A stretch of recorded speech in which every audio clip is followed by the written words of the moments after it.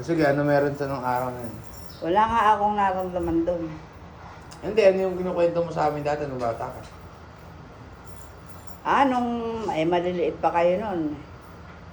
Doon ako natulog sa inyo. Dahil walang kasama yung kayo eh. Yung daddy mo eh, bumiyahe eh. Magtitimpla ako ng gatas. Hindi pa ganun bahay nila. Hindi, doon sa luma. Sabi ko kay Jonah, bantayan mo ka ako yung mga bata at huwag lang pababait gabi na. Siguro mga alas 9 na kasi luma yung bahay nila, may mga atol pa sa harapan eh. May pagbabago ng mga Oo. Sabi ko, huwag mo nang pababayin si Tommy, magtitimpla ko ng gatas na matutulog na. Eh, meron silang laruan na ibang sinasakyan na drive na ganun. Oo, naalala ko yun. Namimiss ko Oo. nga yun eh. Bay, nung pagkaba ako, nandun ako sa kusina, may sumakay, may tumatakbo eh. Umaandar, walang tao eh. Di ba, maingay yun. Sabi ko, baka ako pinababa mo pa si Tommy. Alam ko si Tommy talaga, yan ang mahabol sa akin lagi eh. Sumama ba eh, sumunod ka ako. Di tuloy ang timpla ko ng gatas. Di pagkayari ko, lumabas na ako. Abay, wala naman tao. Wala naman tao, wala naman yung bata. Sinabi ko doon na, pinalabas mo ba yung pinababa mo ba si Tommy? Eh, hindi, ka. Eh, baka umaandar yung... Puta, di kayo nagtatakbo. Ay, tinapangan ko yung ano ko, yung... Pero sa loob niyo, takot na kayo.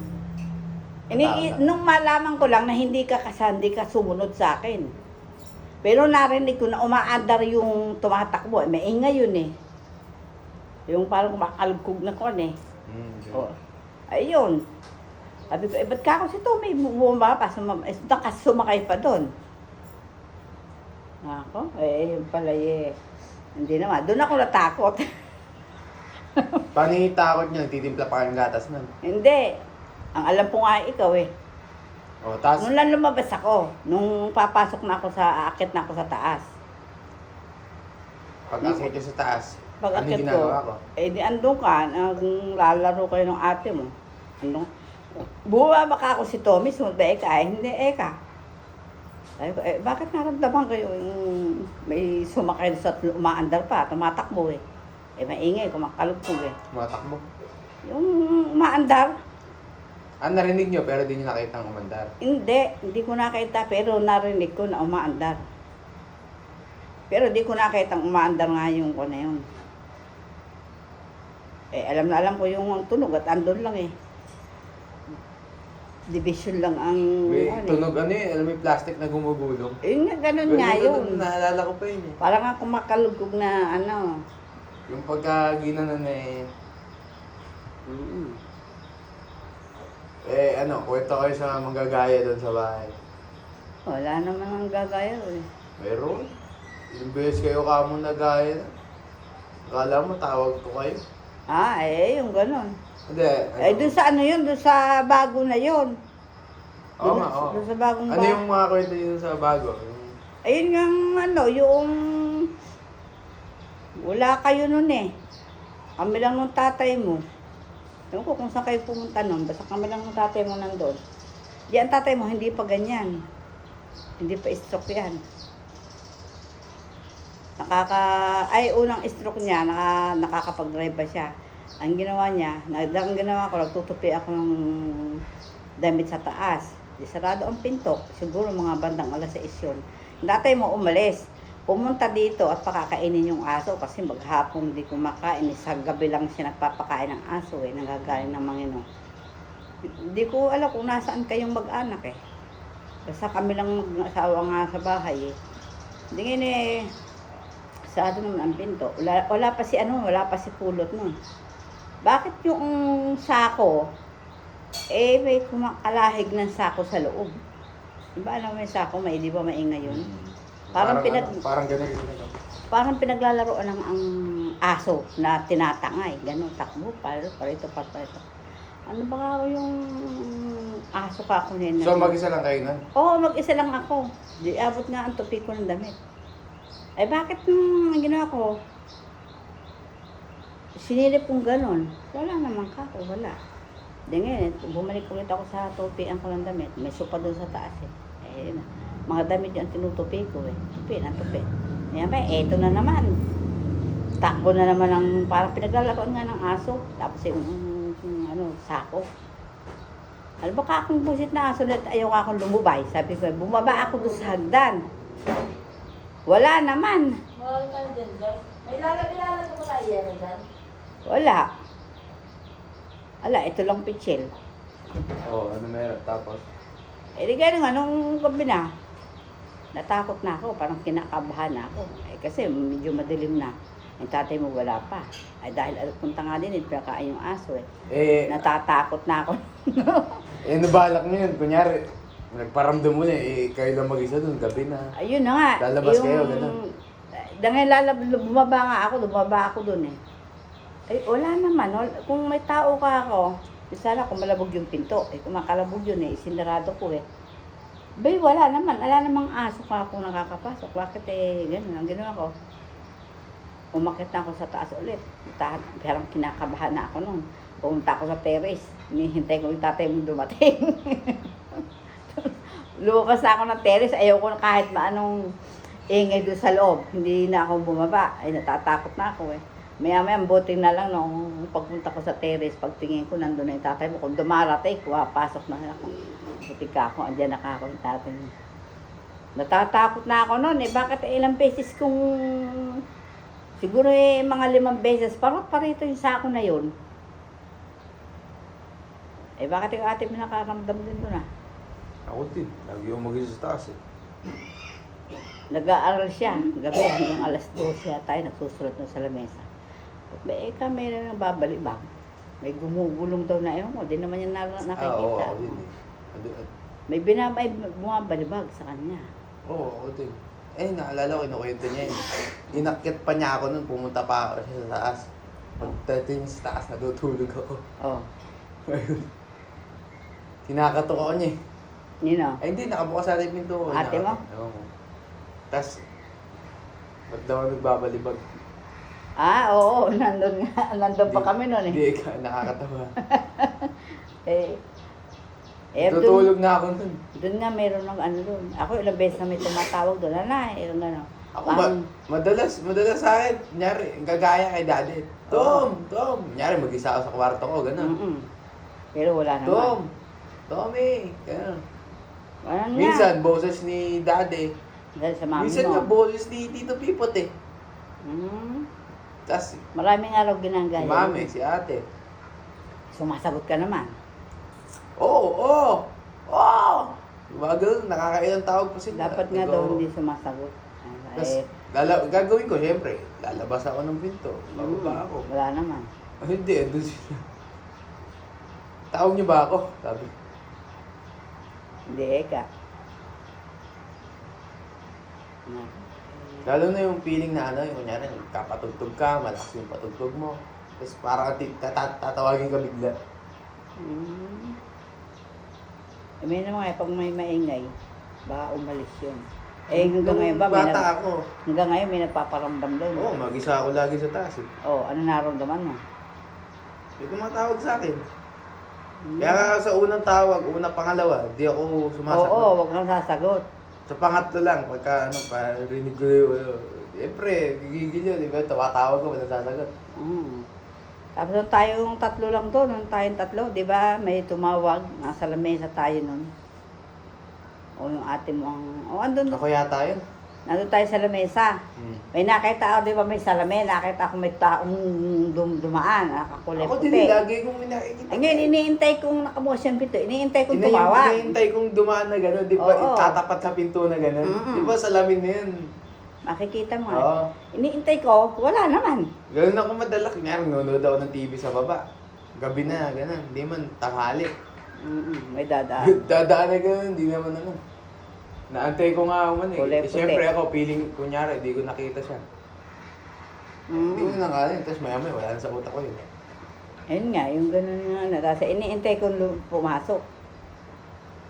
At tumawag dun sa ano. Akala ko naman may magpapabuo galing kapilya, may pagsamba nun. Ala naman. Ginawa ko, lumabas pa ako dahil may tao akong nakita. Baka ako nahihiyan tumawag, lumabas ako. Ala naman tao. Sabi ko, bakit may tao akong nakita doon? Ang ginawa ni Tiny, nagtatakbo si Tiny na taas. Mag-isa lang siya doon. Nagtatakbo nga, natakot eh. Kaya ba niya yun? Blackout nga eh. Kunyari, brownout ng gabi. Oo. Potakte, nagmamadali bumaba yun. Ako sa kwarto, diretso pa rin yung tulog. Oo, no, nakaraan eh, nag-brown out eh. Basta tuwing brownout, pupuntahan si mami at si daddy. Dapat doon pag may brown out ay meron kayong solar sa loob eh. Hindi, meron. Ah, meron Kasi na. tinanggal. Bakit tinanggal? Oo, nilagay sa garahe yata. Tapos yung isa dun sa CR sa labas. Dapat eh meron sa sa loob para pag brown out. O, may liwanag eh. Maliwanag sa labas, sa loob eh madilim. Hindi, may solar kami dun. Apat yung solar namin din sa bahay. Kaya pagka... Sa loob ng bahay? Hindi, sa labas. Ayun nga. Sa labas nga, maliwanag. Pagdating sa loob, madilim. Marami nang ang naka-stock na ilaw dun na kung pwede buksan eh. Nga rin, electric pan dun sa salas, ano yun eh, decharge yun eh. Kahit tanggalin mo saksak, umiikot pa rin yun eh. Ay, may bago kayong ano.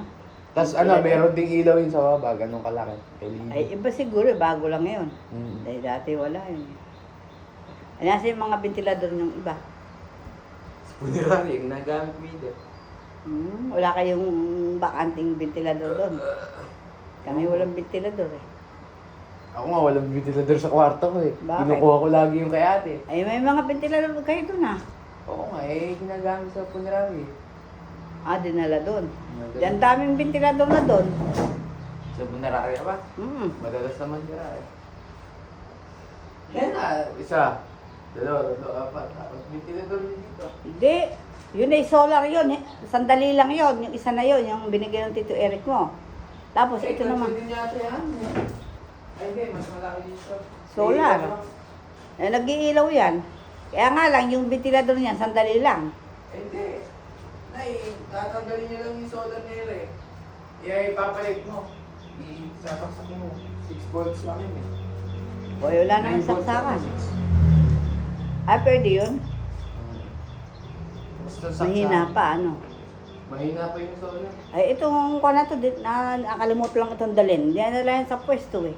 Yung maliit na yan eh. Isa lang ang ventilador dito. Yun lang, umiikot na yan.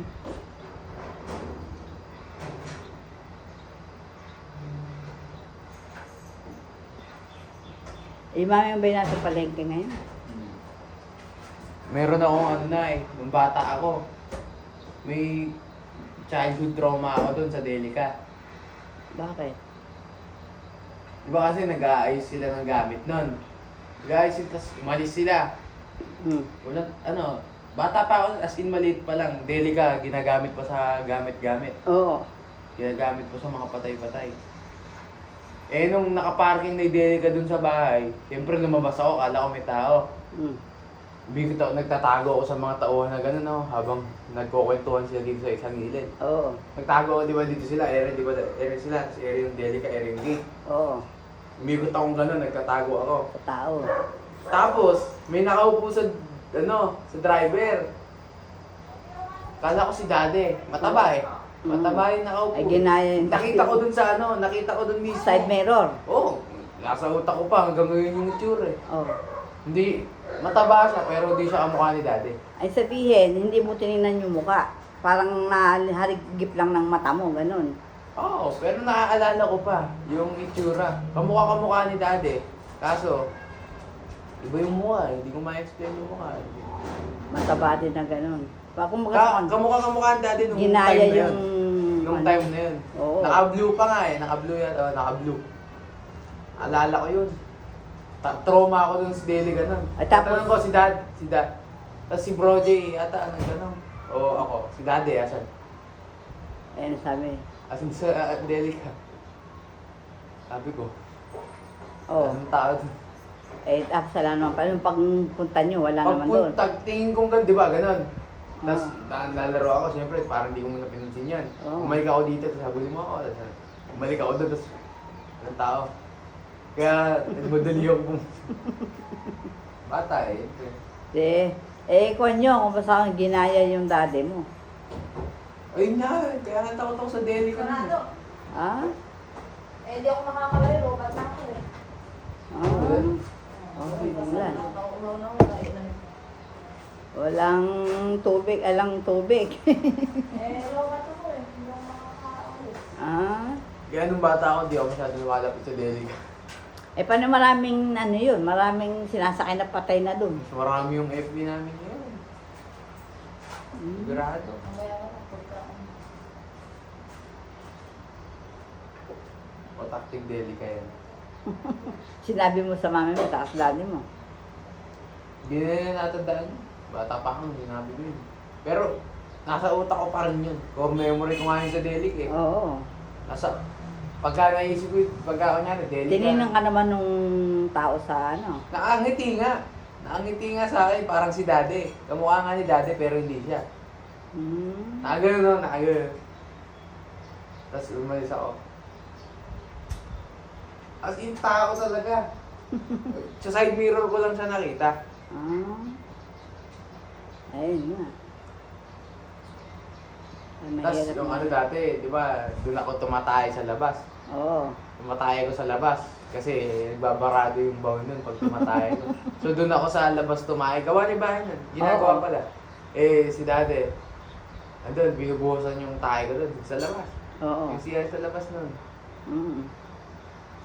Gabing-gabi nun eh. Sabi ko din, natatay ko. Ayaw nila akong patayin sila. Ayaw kong patayin sa loob at nagbabarado.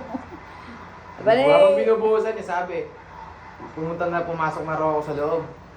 Oo. Eh, ako, ayoko. Doon pa rin ako. Kahit bahong-baho na ako, nanditiri ako. Mm.